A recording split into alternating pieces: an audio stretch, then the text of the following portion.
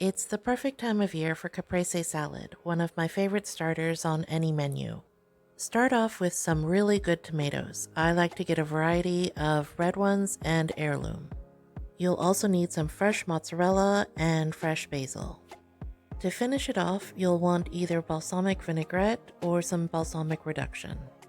When it comes to cutting your tomatoes, just go with your instinct. Either wedges or slices, either way works. In a pinch, you could even use small cherry tomatoes cut in half or left whole. This salad is so good, you'll want to figure on at least one tomato per person. Alternate the tomato with slices of cheese and then tuck in or sprinkle on some basil. Remember to use sweet Italian or Genovese basil, not the spicy Thai basil. A platter this size was plenty for my husband and I to have for dinner, and we had tons of leftovers. We topped it with a classic combination of olive oil, balsamic vinegar, salt, and pepper. Drop me a line in the comments and let me know what you think. What's your favorite summer salad?